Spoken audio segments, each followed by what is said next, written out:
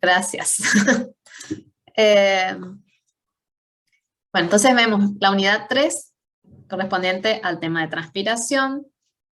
Es la segunda de las unidades relacionadas con el agua en la planta, donde vemos magnitud, cómo ocurre, cómo se puede determinar los factores que la van a afectar.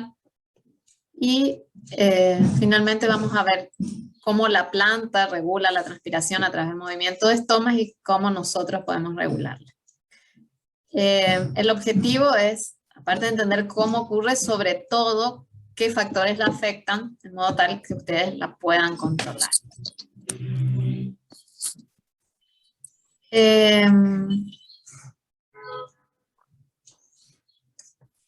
Vamos a empezar viendo, a ver, voy a poner unidad 3.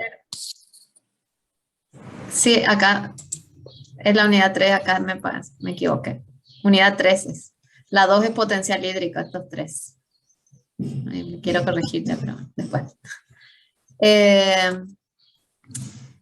Vamos a empezar viendo qué es la transpiración y de dónde apareció.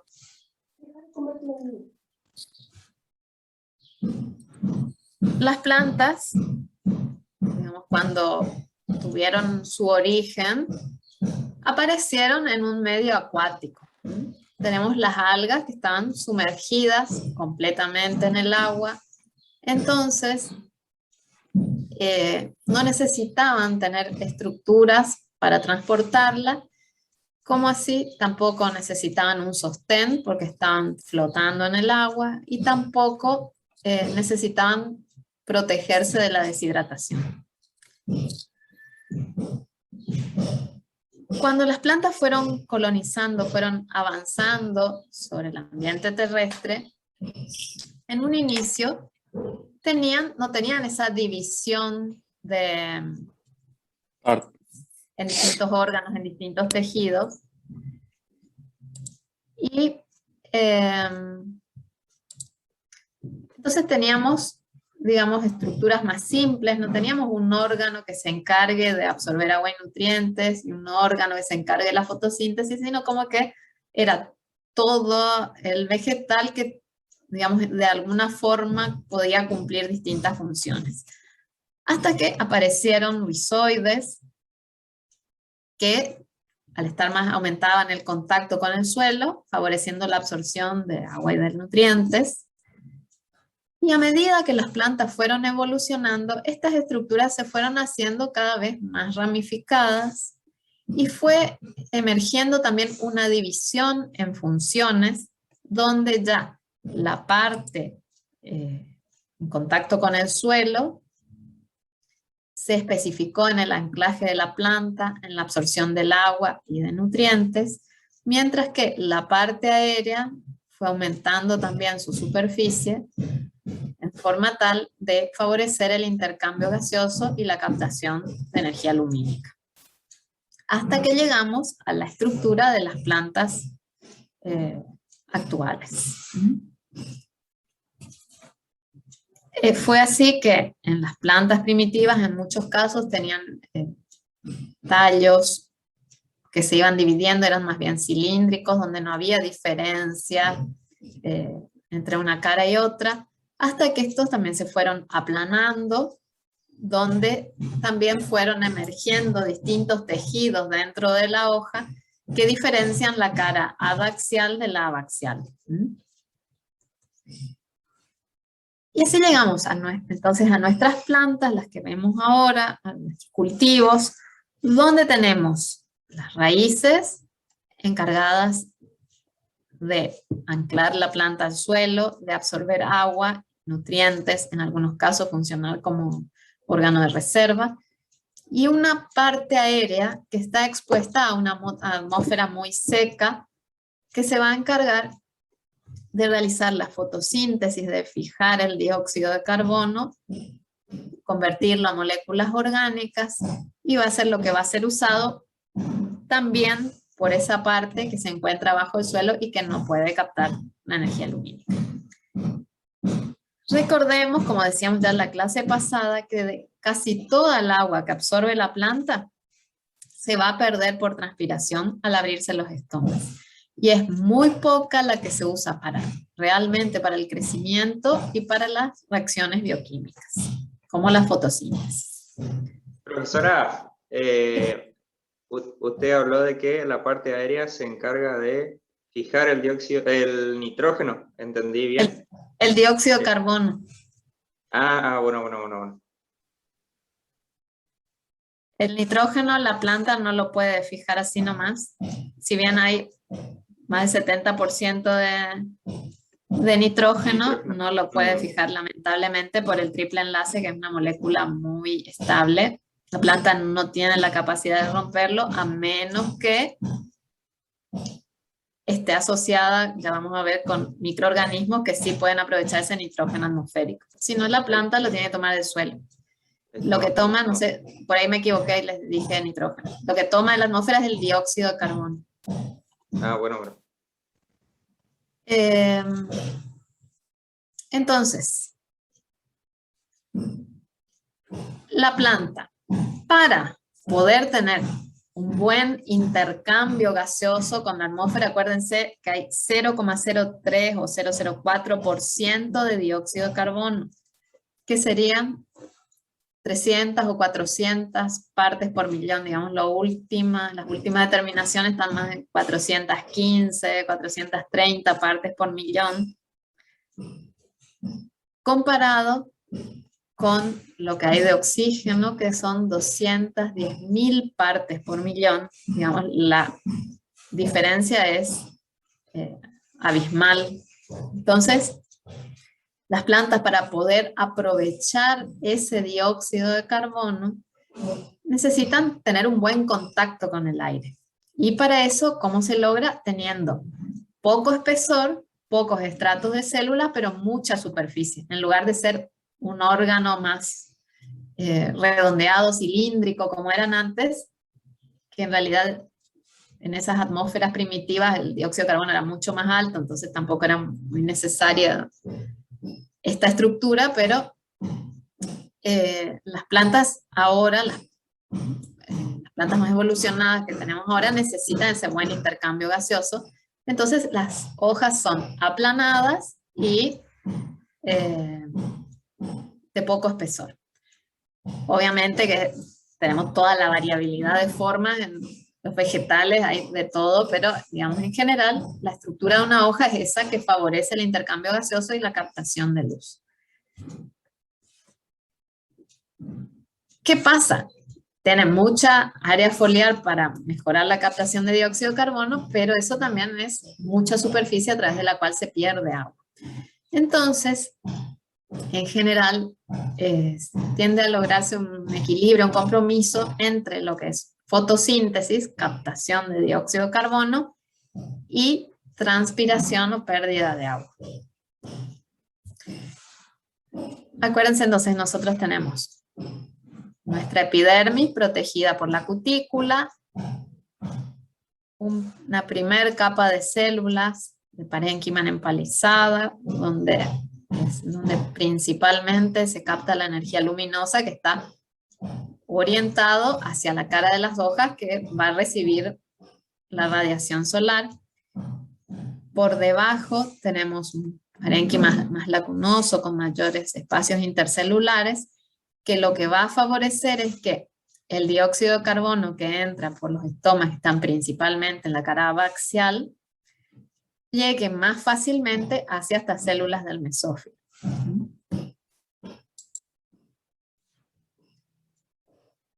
Sí, este es el ejemplo típico de una, me preguntan si es una C3, es un ejemplo típico de una hoja C3.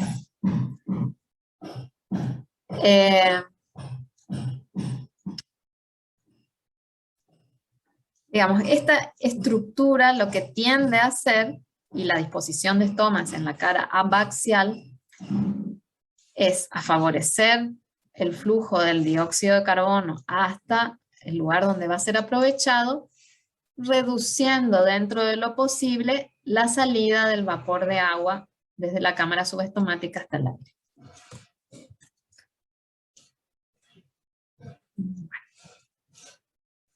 ¿Qué es la transpiración?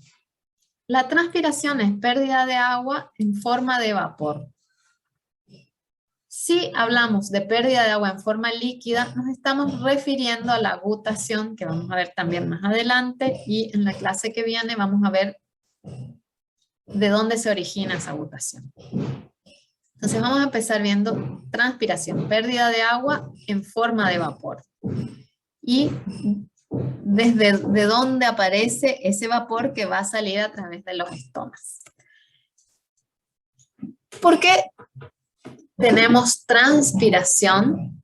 Si la transpiración puede llegar a causar la desecación de la planta en caso de que la planta no pueda recuperar el agua que pierde. Algunas de las ventajas que se proponen para la transpiración, bueno, por un lado se dice que es solo una consecuencia de la fotosíntesis, que ya vamos a ver, eso es cierto porque los estomas se abren. Se dice en muchos casos que acelera el movimiento del agua en el xilema, que permite la disipación del calor y que favorece el transporte de nutrientes del suelo a la planta. Vamos a ir viendo cada uno de estos puntos. ¿Qué es una consecuencia de la fotosíntesis? Ya hablamos un poco de esto en la clase pasada. Nosotros tenemos estomas que al abrirse, esa apertura es necesaria porque es la vía a través de la cual ingresa el dióxido de carbono a la hoja, y por una diferencia, digamos, de gradientes, al abrirse sí o sí sale agua. Digamos, es una consecuencia. Si los estomas están cerrados, la transpiración estomática, la salida de vapor de agua a través de los estomas, se reduce al máximo. Pero en los momentos del día en los que los estomas están abiertos fijando dióxido de carbono, la pérdida de agua es inevitable.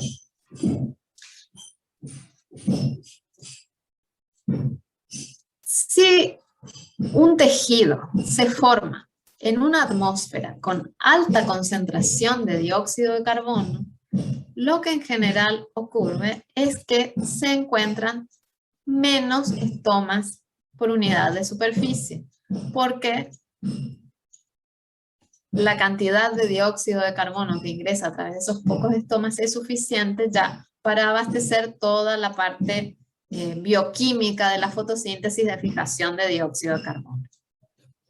En cambio, en atmósferas en general con bajo dióxido de carbono se tienden a encontrar una mayor densidad de estomas que permiten el ingreso de suficiente dióxido de carbono para la fotosíntesis. ¿Qué pasa en cada uno de estos casos? Que el impacto que tenga la cantidad de estomas por unidad de superficie va a ser diferente con respecto a la transpiración, a la cantidad de agua que se va a perder en uno y en otro caso. Esto se consideró, digamos, algo que siempre me pareció interesante, es el estudio de estos estomas en los fósiles, porque la cantidad de estomas que encuentran en esas hojas fosilizadas les puede indicar cuánto dióxido de carbono había en esa atmósfera primitiva en la que creció esa planta. Y en base a eso, se puede estimar la temperatura a la que crecieron las plantas, si bien fue hace millones de años. Entonces, encontrar poco número de estomas nos indica que era una atmósfera muy rica en dióxido de carbono y probablemente la temperatura era muy alta o más alta. En cambio, encontrar mucho número de estomas indicaba que la atmósfera era más empobrecida en dióxido de carbono y que las temperaturas eran más bajas. Con respecto a la transpiración, se dice que acelera el movimiento del agua en el xilema. Esto es cierto porque mayor transpiración, obviamente el agua que se pierde tiende a ingresar siempre que esté disponible en el suelo y el flujo a través de la planta es más rápido. Pero ¿qué pasa? Que si bien la transpiración acelera el movimiento, no es necesario que haya transpiración para que ingrese agua a la planta, sino que podría ocurrir muy lentamente, obviamente, mucho más lentamente a medida que la planta va creciendo. Es decir, lo que podemos decir es que sí, una transpiración elevada acelera el movimiento del agua a través de la planta, dentro de la planta. Pero puede ocurrir ingreso de agua sin transpiración a medida que la planta crece también. ¿Qué es? La transpiración permite el transporte de nutrientes del suelo a la planta. En el suelo nosotros tenemos la solución del suelo, que es una solución salina, donde se van reponiendo los nutrientes que la planta va incorporando. Con una transpiración acelerada, nosotros tenemos que la planta también va, a medida que transpira, va a ir absorbiendo más solución del suelo con nutrientes. Pero acá tenemos que hacer una consideración porque si bien la transpiración acelera el ingreso del agua, ya vamos a ver, cuando veamos sobre todo el ingreso de los nutrientes a la planta, que el punto que más limita el movimiento de nutrientes es el control que ejercen las membranas de las células de la raíz sobre los nutrientes que ingresan.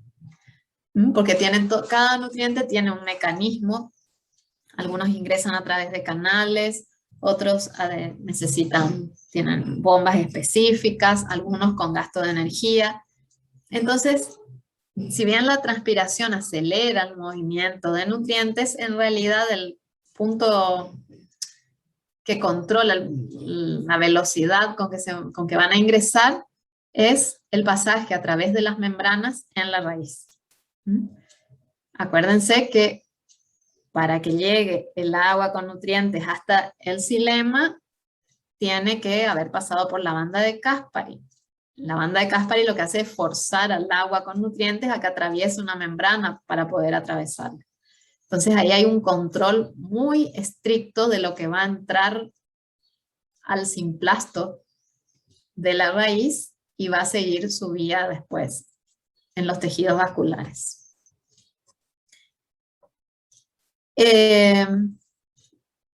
También, digamos, muy lentamente, la transpiración es lo que acelera todo el movimiento de agua en la planta, pero podría haber un cierto movimiento de minerales también por diferencias de concentración dentro de la planta. Obviamente todo lo que sea difusión es mucho más lento que donde tengamos algún movimiento por diferencia de presiones, por ejemplo.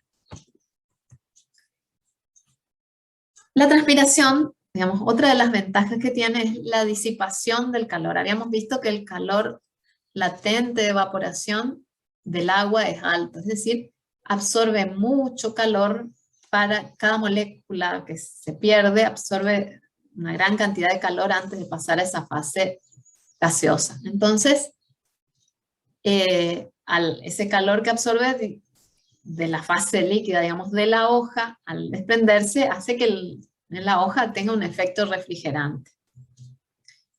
Esto es importante si consideramos que en general las hojas, por tener alto contenido de pigmentos, clorofila y otros pigmentos, absorben mucha radiación solar y tienden a calentarse.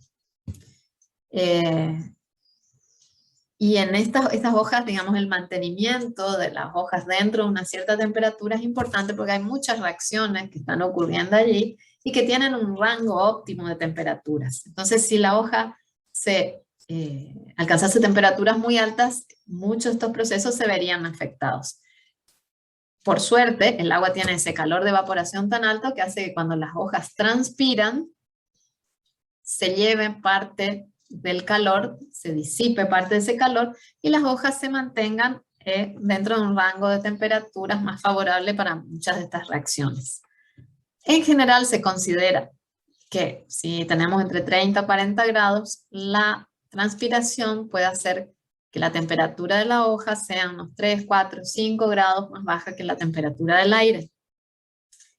Y con temperaturas del aire más altas que ocasionan una transpiración mayor, esta diferencia se hace más importante. Entonces tiene un efecto refrigerante. Al evaporarse agua, al perderse agua por transpiración, enfría la hoja.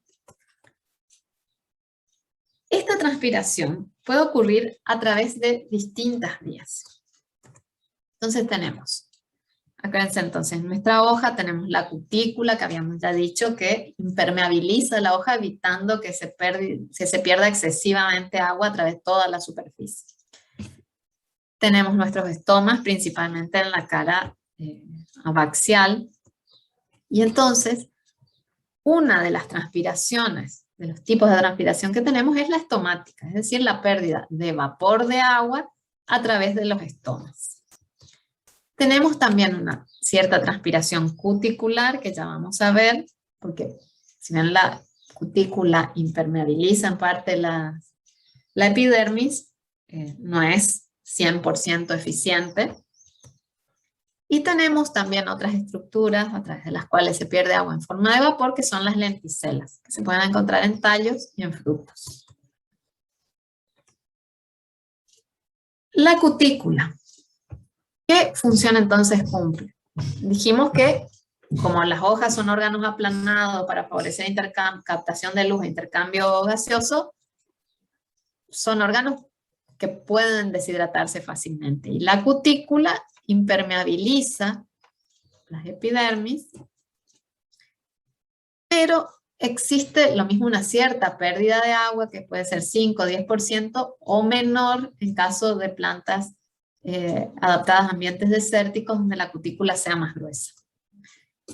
Entonces, ¿cuánto se pierde? En plantas mesófitas está entre 5 o 10%, pero en plantas adaptadas a ambientes desérticos es menor. Ya vamos a ver también eso. Puede ser importante, digamos, adquiere más importancia. Casi todo vamos a ver, se pierde por estomas.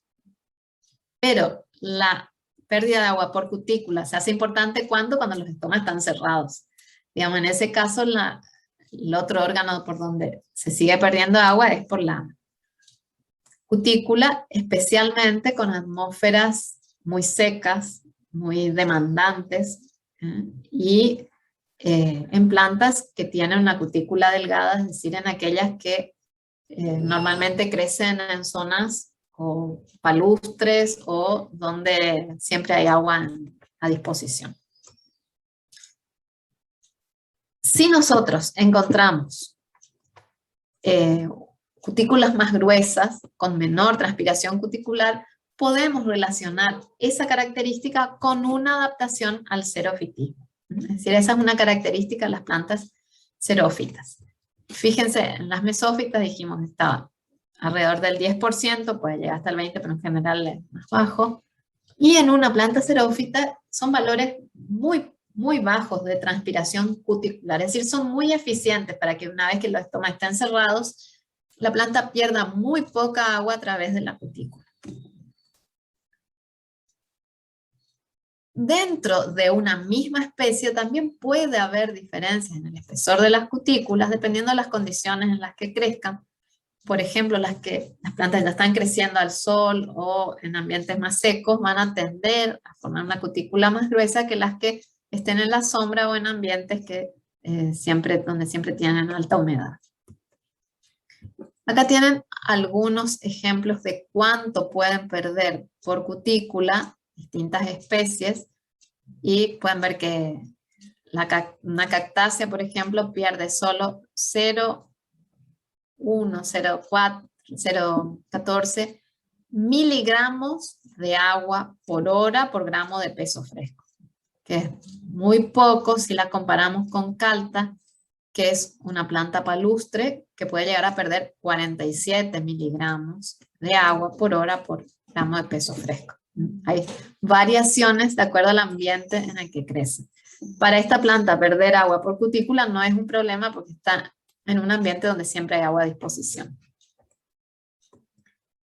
La transpiración lenticelar se adquiere más importancia cuando, si nosotros tenemos hojas, vamos a tener principalmente estomática o cuticular.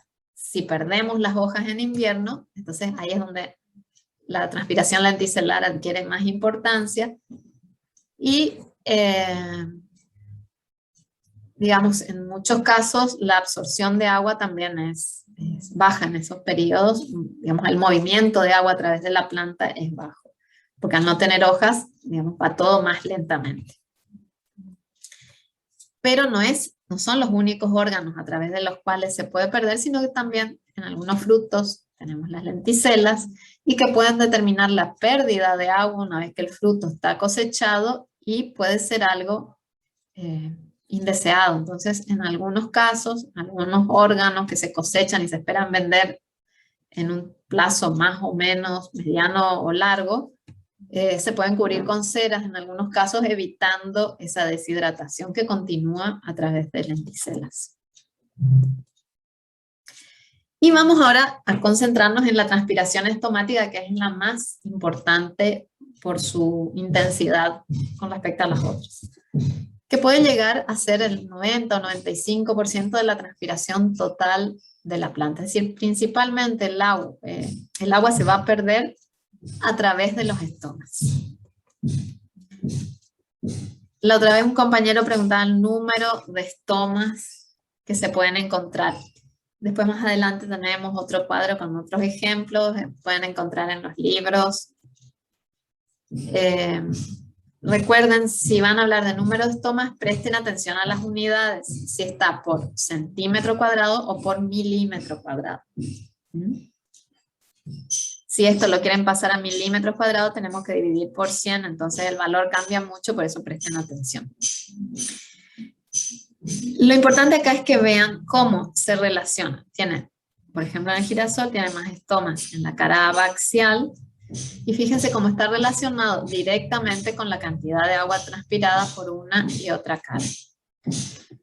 Ahora, cuando veamos los métodos de determinación, vamos a ver el instrumento con el cual nosotros podemos medir la transpiración hacia un lado o hacia el otro de la hoja. Entonces, tenemos dos etapas a través de la cual ocurre esta transpiración. Primero, vamos a ver una evaporación de agua desde las paredes hacia los espacios subestomáticos y después la salida desde allí hacia la atmósfera a través de los estomas. Más adelante volvemos con eso. El otro tipo de forma de pérdida de agua, que no es en forma de vapor, es en forma líquida. Y ese es un proceso muy específico que se denomina gutación. La gutación es un fenómeno, digamos, bastante llamativo que ocurre a través de los hidátodos que se encuentran en el extremo de las hojas y normalmente lo van a ver a la mañana temprano cuando se dan ciertas condiciones como una alta humedad atmosférica. El suelo también tiene que tener buena disponibilidad de agua, temperaturas más bien templadas, no muy frías, y el suelo también tiene una buena temperatura. Todo lo que favorece, vamos a ver, el funcionamiento de la raíz, y el hecho de que haya una alta humedad atmosférica hace que se reduzca la transpiración también en esas condiciones. Entonces, al no tener eso y las raíces seguir absorbiendo agua, por algún lado se pierde ese exceso de agua, digamos, que se está absorbiendo, y es a través de los hidatos en forma de gotas. El mecanismo por el cual ingresa el agua ya lo vamos a ver en la clase que viene, porque es una de las formas en las que el agua se puede mover a través de la planta.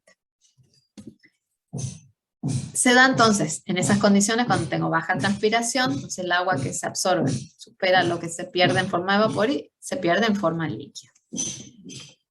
Está asociada con la presión radical, que es lo que vamos a ver en la clase que viene, y hay que considerar también que esta agua que se guta no es ya agua pura, sino que al haber pasado a través de la planta puede contener otros compuestos como algunos azúcares y sales minerales. Se encuentra pérdida de agua en forma de gutación en distintas especies de más de 100 familias botánicas y en algunas plantas de zonas muy húmedas, de ambientes muy húmedos, la cantidad que se pierde por gutación puede llegar a ser muy elevada. En algunos casos, como en colocasia, llega a ser de hasta 300 mililitros de agua. Entonces, es otra forma de pérdida de agua a través de la planta en condiciones en que prácticamente no hay transpiración. Pero ahora, ¿cómo se produce? Si en muchas, acá una compañera dice, el trigo también en muchas gramíneas pueden encontrar esto. La foto que estaba antes, y ahora esto me deja ir para atrás. Estas eran plantitas de avena, por ejemplo. Digamos, es muy típico encontrar esa gotita en esas condiciones. El suelo con una buena temperatura, la atmósfera húmeda, entonces lo que absorbe es más de lo que se transpira y se pierde a través de estas estructuras. Acá tenemos a unos de los que levantan la mano, a ver, González Santiago. Sí, profe, le pregunto algo. Sí.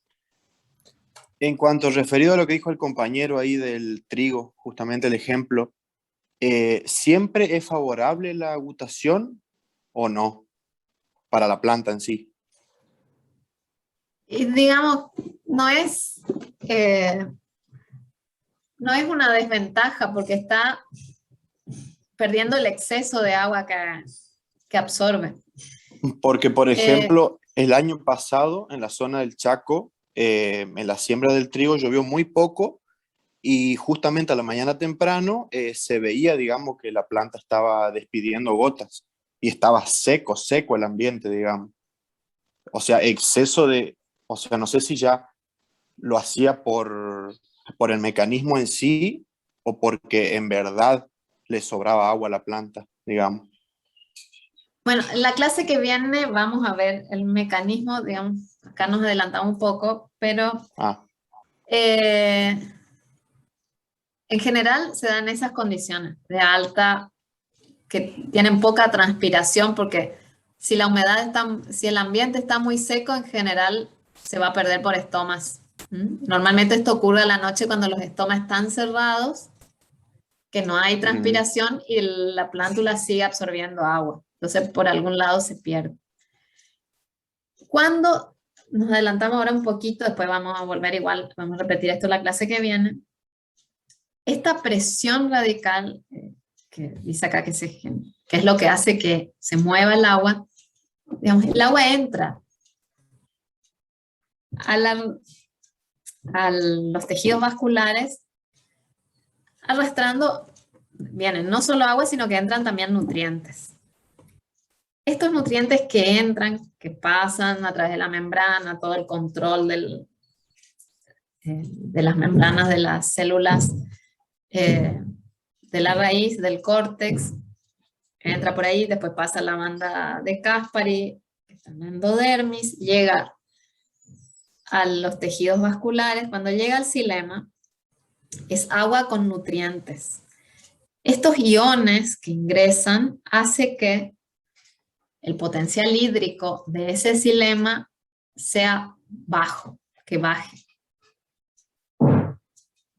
Al bajar el potencial hídrico del xilema, permite o estimula el ingreso de agua desde el suelo hacia ese xilema, generando una presión que es como que, acuérdense, el agua se mueve de mayor a menor potencial. Si yo tengo que se acumulan muchos solutos en el xilema, tiende a entrar agua desde donde tiene más potencial.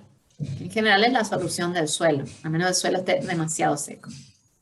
Pero si no, siempre va a tener más que el de la planta. Entonces entra agua, empuja esa agua, se genera una presión positiva, que es algo diferente de la transpiración, que vamos a ver el opuesto prácticamente. Se genera esa presión positiva que hace que el agua suba en estas plantas herbáceas y salga a través de hidátodos o superficies de corte.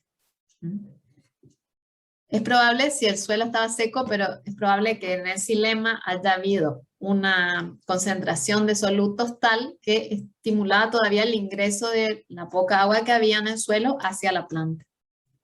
Y por eso vos, incluso con un suelo bastante seco, veías butación. Les repito, normalmente se produce cuando no hay transpiración y la planta absorbe agua. Por ahí, bueno, todo hay que ver y medir porque en las plantas no es solo física, digamos, es un organismo y hay muchos factores que están afectando, pero podría ser que los estomas estén cerrados. Ya vamos a ver, estamos como adelantando un poquito, pero bueno. Los estomas estén cerrados en condiciones de déficit hídrico, tienden a cerrarse los estomas, no había transpiración, y entonces por ahí el agua que ingresaba se estaba perdiendo por esa otra vía. Gracias, podría ser profe. esa una de las explicaciones. Igual esto vamos a ir desglosando en detalle en las próximas unidades. Pero, digamos, el mecanismo por el que entran gutaciones es esa presión radical que está dada por la acumulación de solutos en el xilema. Igual eso lo repetimos en la clase que viene. Y lo de cierre estomático también vamos a ver después en detalle porque es muy importante para la planta. El mecanismo tiene la planta para no deshidratarse. Vamos a ver la magnitud, que se refiere a cuánta intensidad puede tener la transpiración.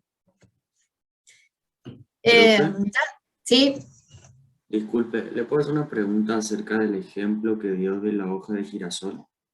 Un poco más atrás, en Sí. el número de estomas por unidad de superficie. Sí. A mí me llamó la atención que la cara inferior tenga mayor cantidad de estomas que la cara superior. Porque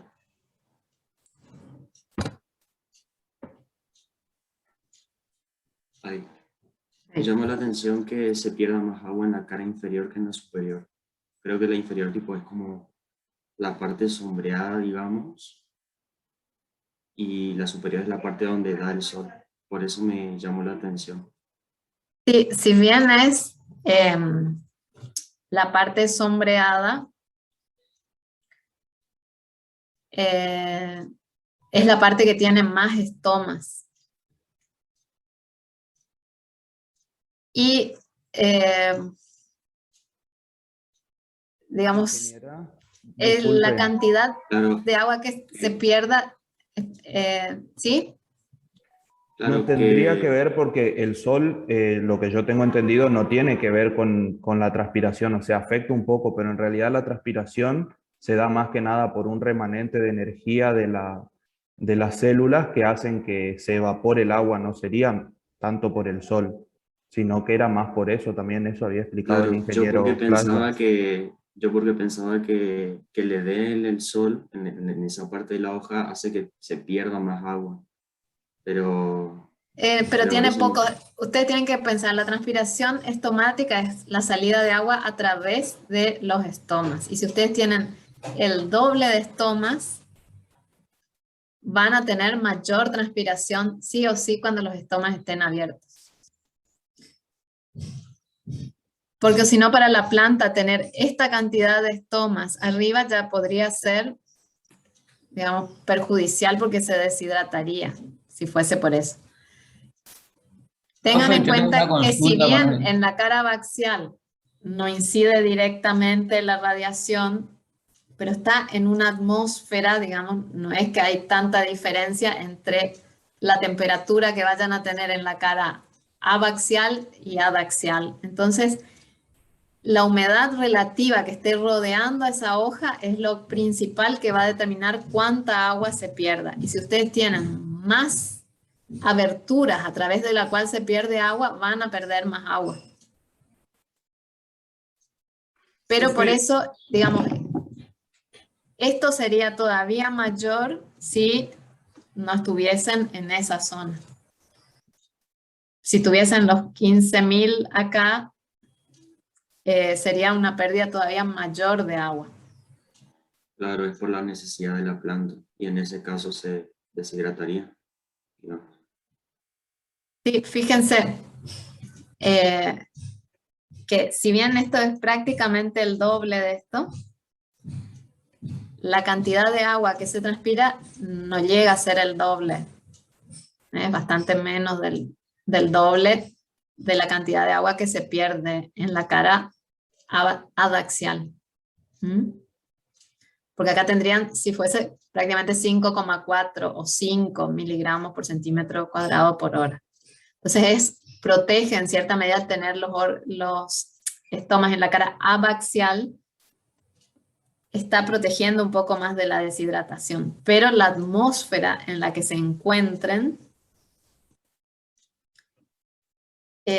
puede ser bastante similar con respecto a la humedad relativa, sobre todo si tienen alguna brisa que esté moviendo, un viento suave que esté moviendo un poco las hojas, que vaya barriendo, la pérdida de agua, vamos a ver, es altísima. Casi todo lo que absorbe la planta se pierde por transpiración, no queda otra.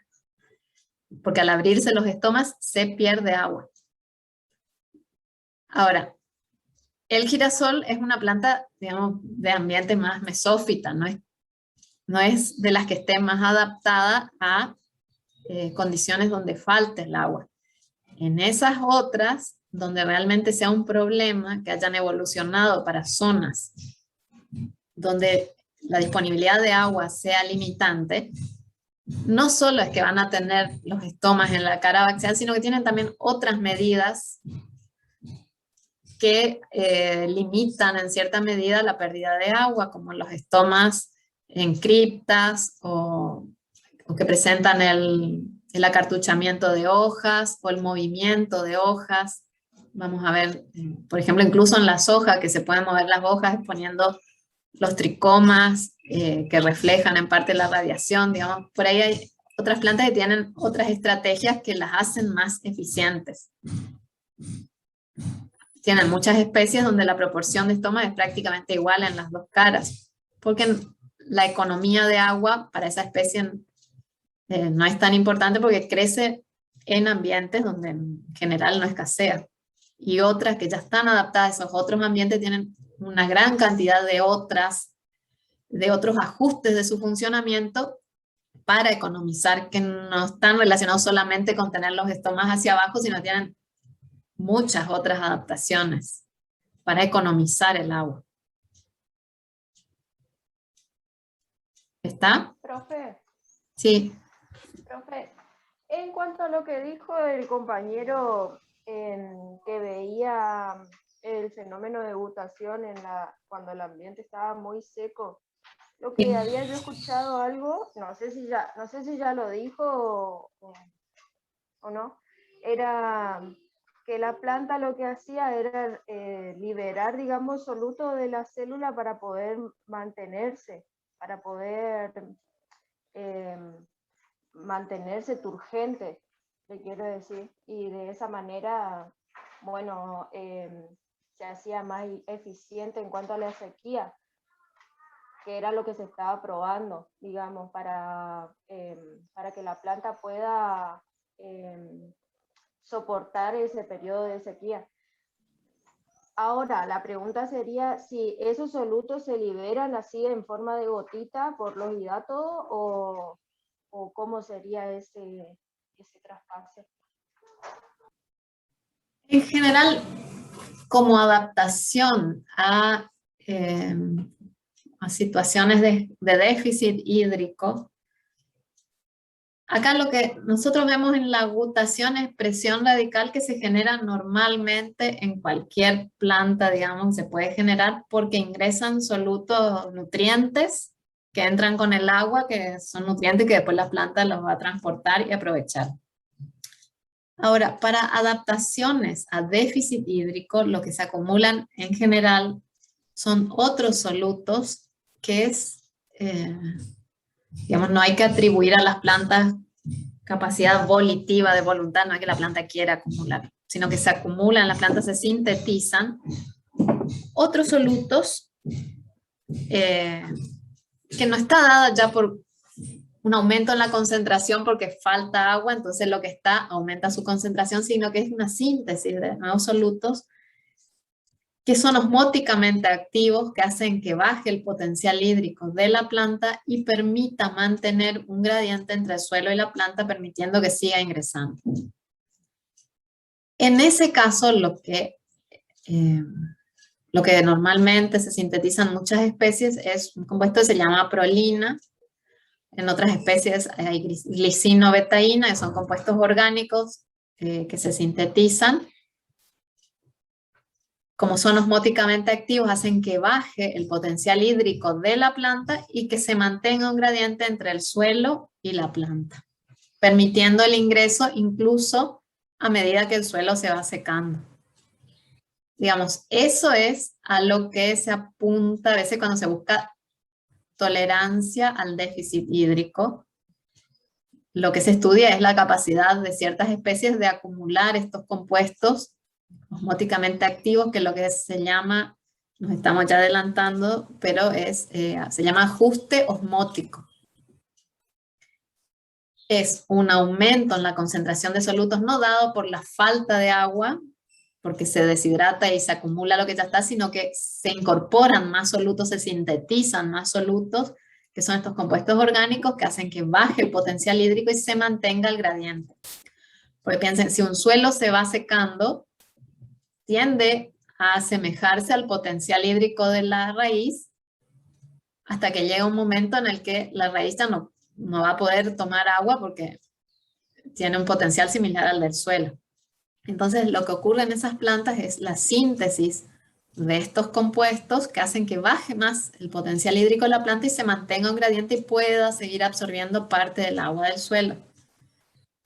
Hasta un cierto punto, porque después van a ver en edafología que existe una humedad higroscópica que está muy adherida, muy retenida, muy fuertemente por las partículas, como las de arcilla, que si bien hay algo de agua, es imposible para la planta aprovecharla.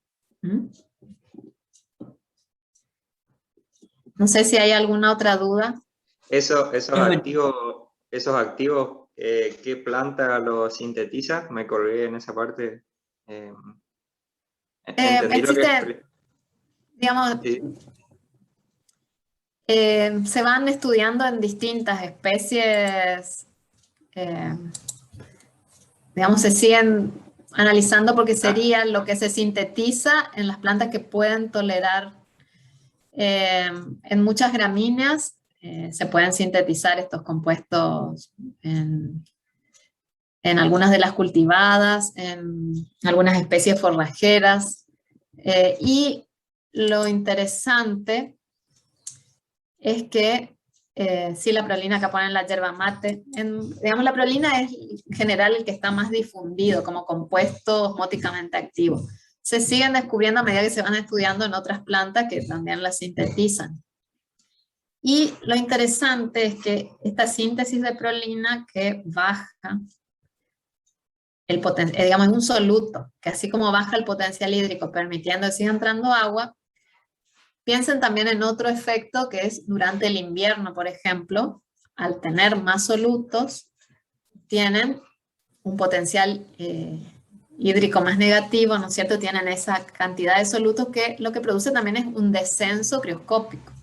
Entonces, una planta que sintetizó prolina, en general va a tener un punto crioscópico, digamos, una congelación a temperaturas más bajas. Entonces también, en cierta medida, está dando tolerancia a esas plantas frente a temperaturas muy bajas o heladas. Digamos, el método se determina en laboratorio, no es tan complicado. Y digamos, ese ajuste osmótico, digamos, esa acumulación de prolina podría brindar protección a la planta en caso de déficit hídrico, pero también en caso de temperaturas muy bajas, causando un descenso crioscópico y evitando que se congele el agua fuera o dentro de las células. ¿Está? Perfecto. ¿Alguna otra Profe, pregunta? yo tengo una consulta.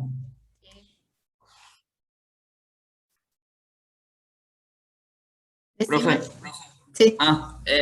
usted dijo que antes las hojas de las plantas tenían mucho menor cantidad de estomas debido a que había más presencia de dióxido de carbono y aparte las temperaturas eran más altas.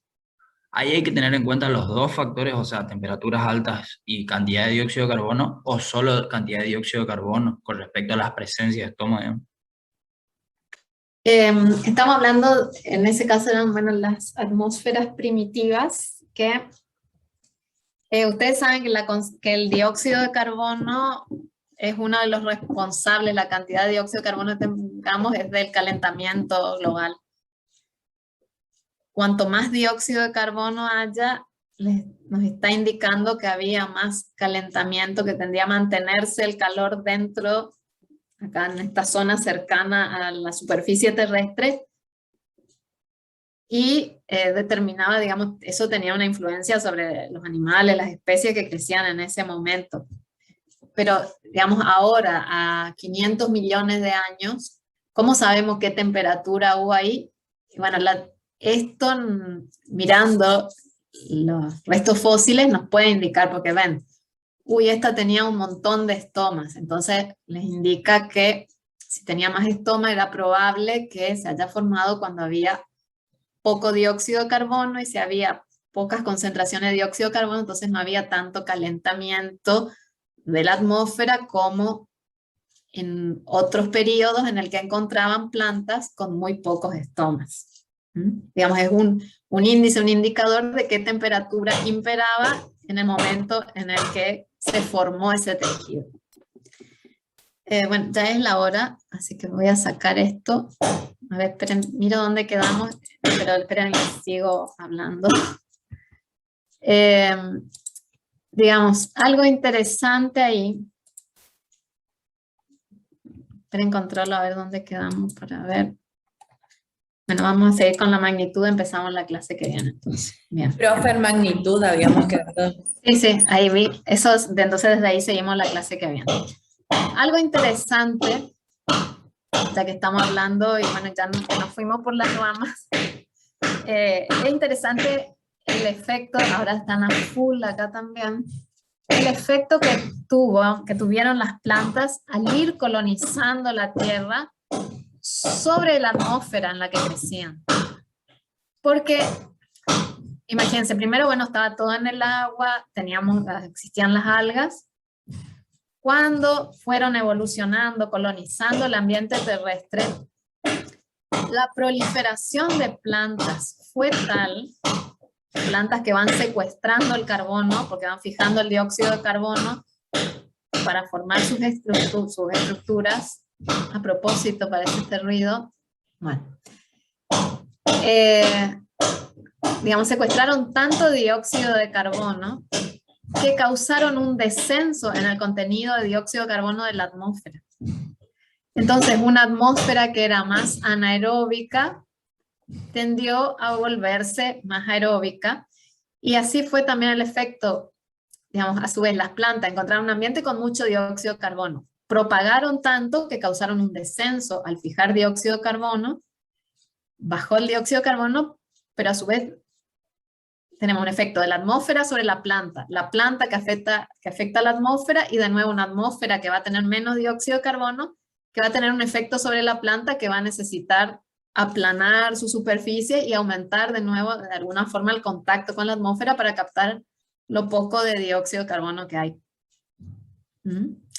Entonces, digamos, es todo, digamos, la parte de la evolución, digamos, es todo un mundo de lo que se va aprendiendo, pero es algo muy interesante si vamos viendo qué fue pasando hasta que nosotros llegamos a las plantas que vemos ahora, porque son cientos de millones de años de evolución, digamos, son cambios que se fueron dando gradualmente, así que es algo muy interesante. Profe, y una consulta sí. más antes de que, con respecto a lo mismo, ¿se podría decir que transpiraban, o sea, que las hojas transpiraban lo mismo, ya que antes había más temperatura pero menor cantidad de estomas, y hoy, por ejemplo, hay mayor cantidad de estomas pero por ahí la temperatura es menor? ¿Se podría decir que transpiraban lo mismo o se puede decir que antes por ahí transpiraban más por la temperatura? Sinceramente no vi trabajos donde hayan evaluado la intensidad de transpiración en esos ambientes, donde hayan considerado, calculado cuánto podía transpirar esas plantas. Ahora, en estudios más recientes, con todo este incremento en la concentración de dióxido de carbono, hay ahora muchos estudios donde tratan de entender cómo el aumento de dióxido de carbono en la atmósfera tiene un impacto sobre la fotosíntesis, sobre todo. Y lo que en algunos estudios, no me acuerdo si era por ahí del 2007, por ahí, en uno lo que estimaron es que con un aumento de concentración de dióxido de carbono, a veces hay una menor apertura estomática.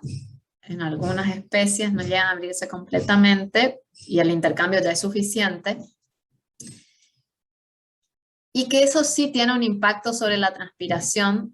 Ya vamos a ver en la clase que viene un gráfico donde tenemos el grado de abertura estomática con la intensidad de transpiración, que es impresionante el efecto que tiene. Entonces esos estomas que no se abren completamente hacen su intercambio gaseoso, pero tienen, digamos, causan una menor transpiración, y al haber menor transpiración en general queda como más agua disponible en el suelo, y lo veían como una de las causas de, en algunas regiones, de inundaciones, porque se transpira menos, las plantas toman menos agua del suelo, hay más agua disponible y que por ahí se saturaban. Ese tipo de estudios se van haciendo ahora, y estos de cómo la atmósfera que se va enriqueciendo en dióxido de carbono afecta a las plantas. En general, las plantas aprovechan el dióxido de carbono. ¿Qué problema hay? Mayor concentración de carbono en la atmósfera, que causa un mayor calentamiento global. Ese calentamiento global es lo que es el problema para la planta, no el aumento de dióxido de carbono, que la rubisco, la enzima, trabaja full. El calentamiento afecta, digamos, todos los procesos, pero afecta mucho también la respiración. Nosotros tenemos fotosíntesis, fijación de dióxido de carbono solo durante el día. La respiración ocurre todo el día.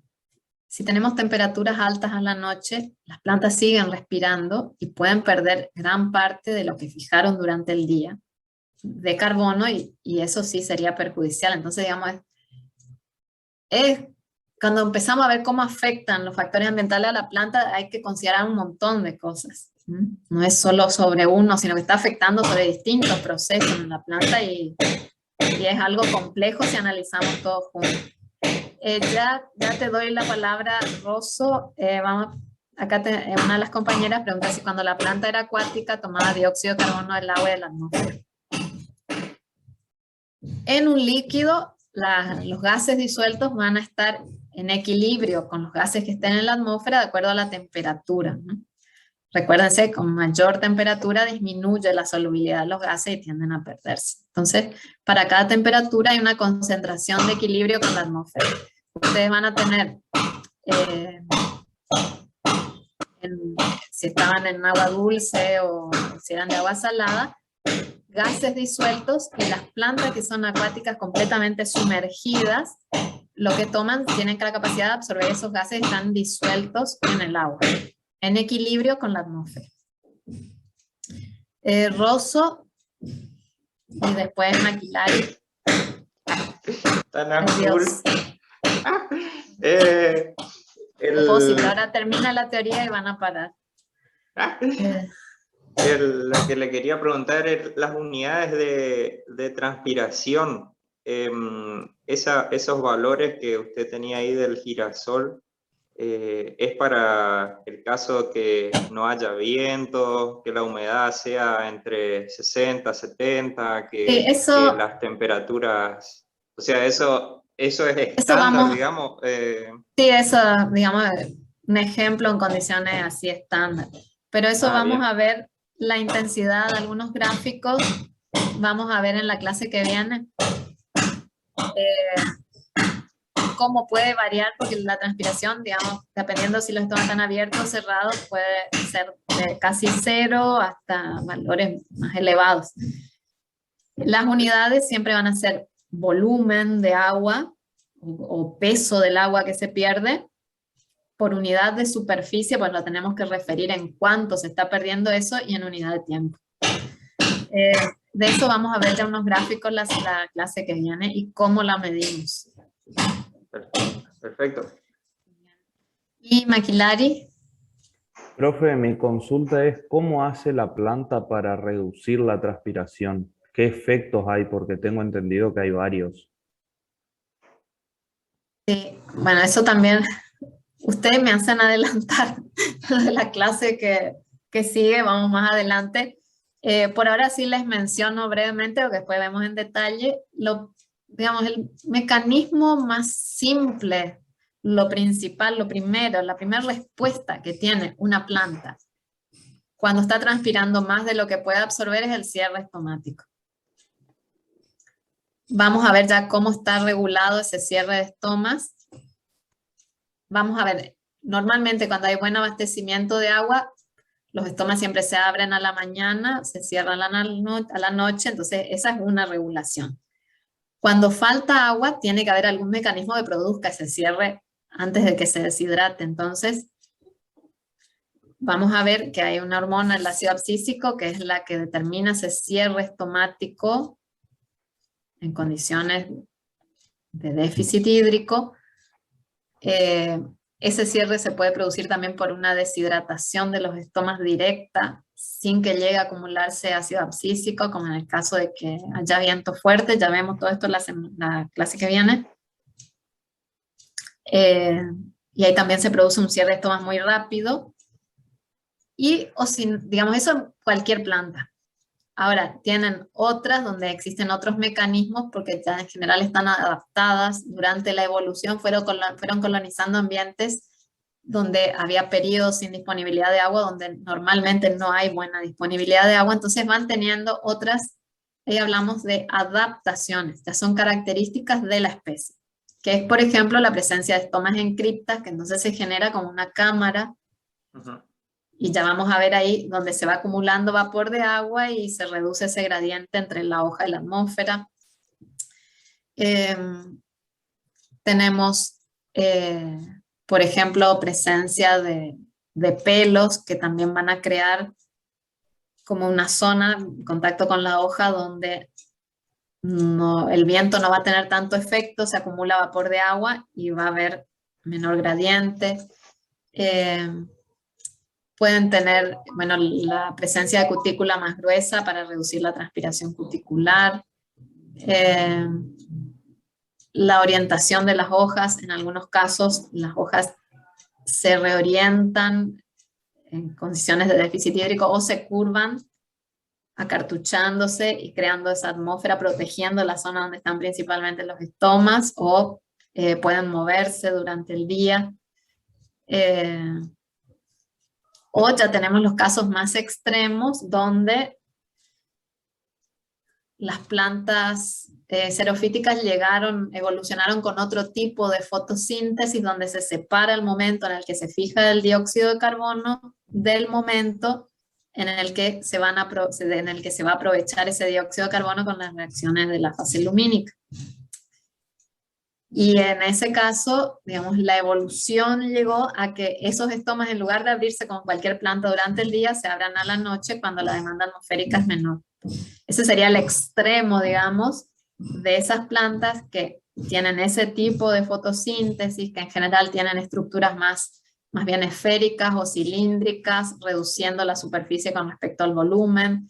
Muchas tienen hojas transformadas en espinas, tienen células, tejidos por debajo de la epidermis y del clorénquima, donde actúan como reservorio de agua para ir protegiendo a los tejidos fotosintéticos, digamos.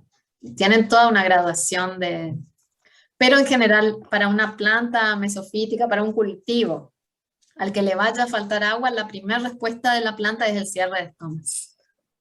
Por eso vamos a ver bien, digamos, es algo crucial para que la planta sobreviva, porque si sigue transpirando cuando no puede absorber, se va a desecar. Bueno, y Otra forma que tiene para reducir la transpiración, vamos a ver, es la pérdida de las hojas, reducción del área foliar directamente. Tiene también una consecuencia después sobre el rendimiento, obviamente. Bueno. Bien, profe, gracias.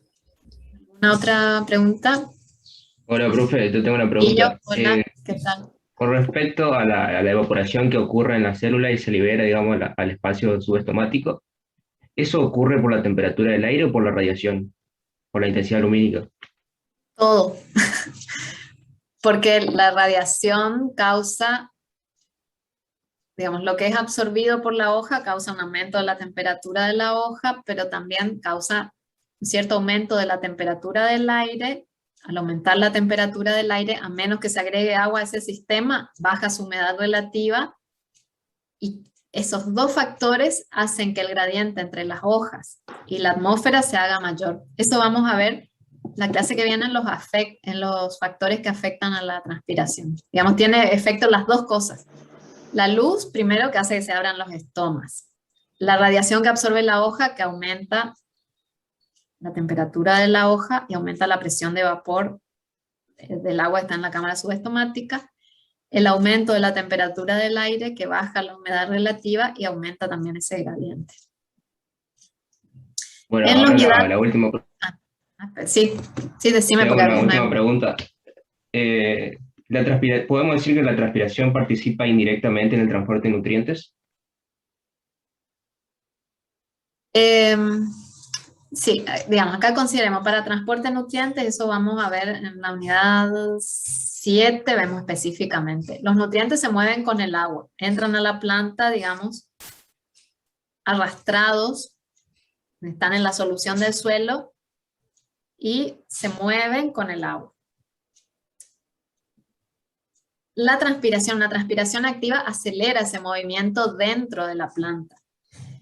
Ahora, el punto que limita la velocidad, el punto principal que limita la velocidad es el hecho de que para entrar a las células vivas y poder ser transportado, para poder pasar la endodermis, esos nutrientes tienen que atravesar una membrana y ahí es, digamos, el proceso más lento en ese movimiento de nutrientes a través de la planta. Pero una transpiración activa, una vez que entran, la transpiración activa hace que se muevan más rápido. Y eso también vamos a ver parte de esto, bueno, lo de nutrientes, y vamos a ver en el metabolismo del nitrógeno también, porque una transpiración activa va a hacer que se metabolice, digamos, en las raíces o en los órganos aéreos. ¿Está? Bien. Acá una compañera pregunta si en los hidátodos el control es distinto al del estoma. En los hidátodos en general no tienen esa capacidad de abrirse y cerrarse, entonces es, digamos, algo más físico que escapa al control de la planta y depende de las condiciones, de las variaciones en potencial hídrico entre el suelo, planta y el ambiente. El estoma, en cambio, es algo regulado por la planta, ya sea, bueno, en ciertos casos vamos a ver que es algo que se deshidrata simplemente la célula oclusiva y se cierra, y en otros es algo, digamos, muy controlado por la acción de una hormona que es el ácido abscísico que causa el cierre. En ese caso de que estemos hablando de déficit hídrico. Ahora, apertura y cierre de estomas durante el día también tiene otra regulación completamente diferente. Los hidátodos no hay regulación. En los estomas, la luz azul, digamos, durante la mañana es la que determina que se abran, por la tarde se cierran, y ya vamos a ver ahí cuál es el mecanismo que hace que un estoma quede abierto durante el día para que la planta fotosintetice. ¿Alguna otra pregunta?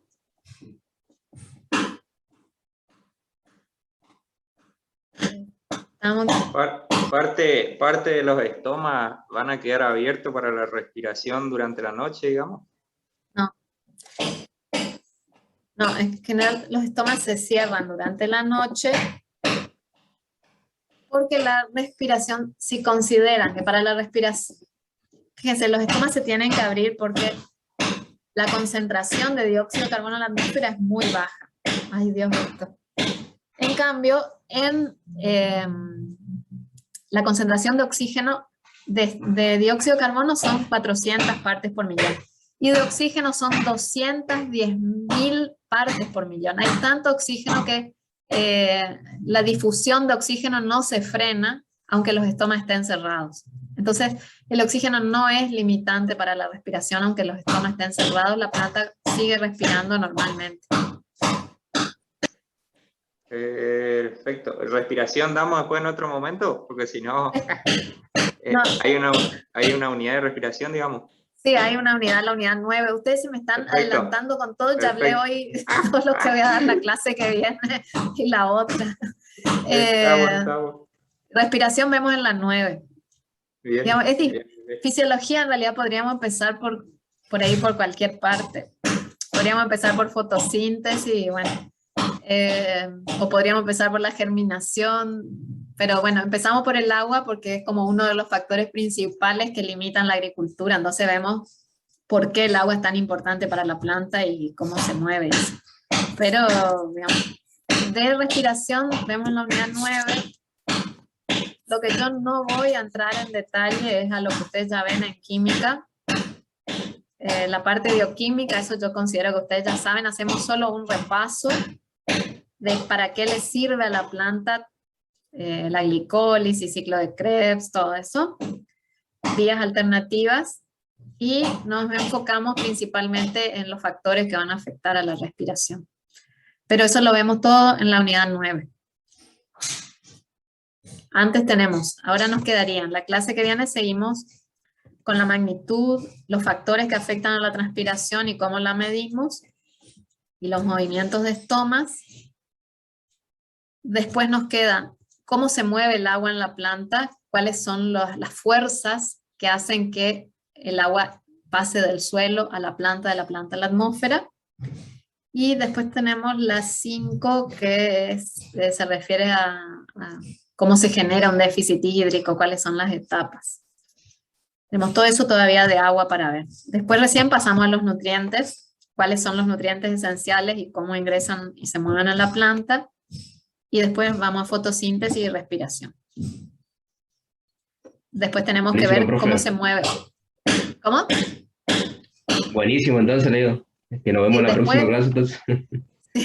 Después vemos cómo se mueve lo que se produce en fotosíntesis, y después vemos cómo se aprovecha el nitrógeno para lo que nos importa también la fotosíntesis, y después vemos toda la regulación hormonal en la planta, y después vemos las fases. Así que tenemos un montón todavía para hablar. Pero está bien que me hagan todas las preguntas, pero por ahí algunas después las vamos a retomar cuando vayamos viendo las otras unidades, pero me encanta que pregunten porque así por lo menos, digamos, participan y hay un feedback y veo que hay gente del otro lado, así que cuando yo no sepa les voy a decir, voy a buscar, porque por ahí hay cosas que se siguen estudiando, hay información más nueva que por ahí puedo buscar, que está disponible, y sobre todo la parte más a campo de cultivo, que no es mi área, ya les aclaro. Lo que yo no sepa de eso, prefiero decirles, buscar bien antes que decirles cualquier cosa, porque digamos cada uno se fue especificando en un área, y bueno, yo me fui hacia la parte de fisiología, de funcionamiento, regulación hormonal de algunos procesos, y capaz que no manejo algo más productivo a campo, pero les puedo averiguar, así como capaz los ingenieros que trabajan a campo no manejan la regulación hormonal de algún proceso. Entonces cada uno tiene sus áreas, y bueno, por eso ustedes a medida que van pasando van teniendo se van exponiendo a distintos niveles de estudio de las plantas, así que bueno, eso es lo que hace la formación más completa. El aula, me preguntan, yo el lunes les mando la clave del aula y todas las instrucciones y todo, y los grupos de trabajo práctico que voy a armar. Así que ahí van a tener todo, y también ya va a estar la guía en fotocopiadora y en el aula, así que el que quiere tener impresa por ahí para ir completando, si le resulta más práctico, tiene esa posibilidad también. ¿Estamos? Bueno. Estamos, profe, hasta luego.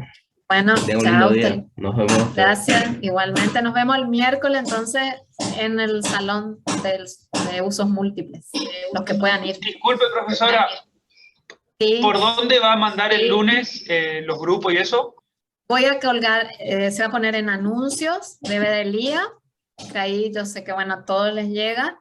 Y vi que usan mucho el Instagram, eso probé, así que ahí también les voy a poner la clave. ¿Está? Pero en anuncio de Bedelía va todo la vía oficial. La próxima teoría el miércoles a las 8 en la facultad. Si Dios quiere. Gracias, profe. Feliz día. Gracias. Gracias. Bien. Feliz día, Inge. Gracias. Nos vemos, que tenga buen fin de. Gracias, igualmente. Hasta luego, buen fin de semana. Chao. Hasta luego, gracias. Hasta luego, profe.